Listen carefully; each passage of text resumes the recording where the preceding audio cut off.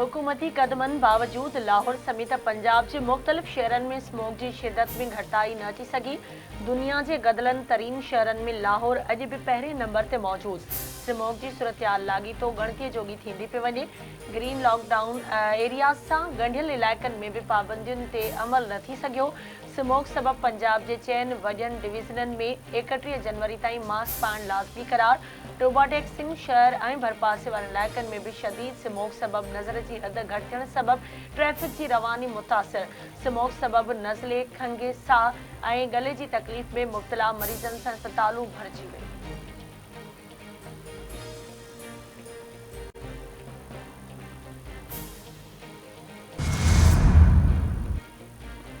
Smoke सबब पंजाब के मुख्तलिफ ज़िलनि में तालीमी इदारा, ट्यूशन सेंटर्स और अकेडमीज़ बंद। नोटिफिकेशन जारी। लाहौर, हाफिजाबाद, शेखुपुरा, कसूर, ननकाना साहब, गुजरावाला, गुजरात, मंडी भावुद्दीन, सियालकोट, नारोवाल, फैसलाबाद, चिन्नौर, झंग, टोबाटेक सिंह, मुल्तान, लोधरा, विहाड़ी और खानेवाल ज़िलनि में निजी और सरकारी तालीमी इदारा 17 नवंबर ताईं बंद रहंदा। समूरा तालीमी इदारा ऑनलाइन क्लासेस वठंदा। निजी तोड़े सरकारी इदारनि में 50% वर्क फ्रॉम होम हूंदो।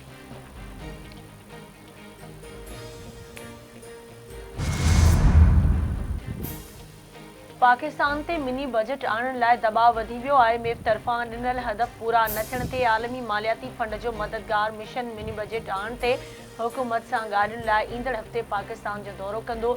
ज़रियनि मूजिबि IMF जी स्टाफ टीम नॉर्थन पोर्ट की सरबराही में 11 नवंबर खां 15 नवंबर ताईं माशी सूरत-हाल जो जाइज़ो वठण लाइ पाकिस्तान जो दौरो कंदी।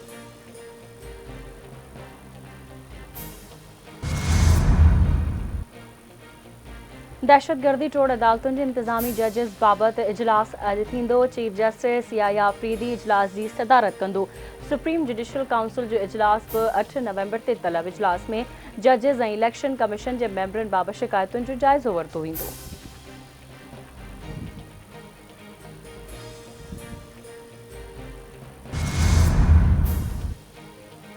डोनाल्ड ट्रंप की व्हाइट हाउस में ॿीहर वापसी। ॿियो भेरो अमेरिका जो सदर चूंडिजी वियो। रिपब्लिकन सेनेट में भी अक्सरियत हासिल करे वरिती। पार्टी के ऐवान नुमाइंदगान में वाज़े बरतरी हासिल। रिपब्लिकन पार्टी उम्मीदवार डोनाल्ड ट्रंप 279 इलेक्टोरल वोट खणी व्हाइट हाउस पहुंचण में कामयाब। डेमोक्रेट्स उम्मीदवार कैमला हैरिस 226 इलेक्टोरल वोट खया। कंहिं भी उम्मीदवार के सोभ लाइ 538 मां 270 इलेक्टोरल वोट घुर्बल हुआ। अमरीकी मीडिया मूजिब डोनाल्ड ट्रंप सब खां वॾी स्विंग रियासत पेंसिल्वेनिया में मैदान मारे वरितो। Indiana, Florida, Ohio, Kentucky, Oklahoma, Alabama, ॾखण कैरोलिना में ट्रंप कामयाबी हासिल कई।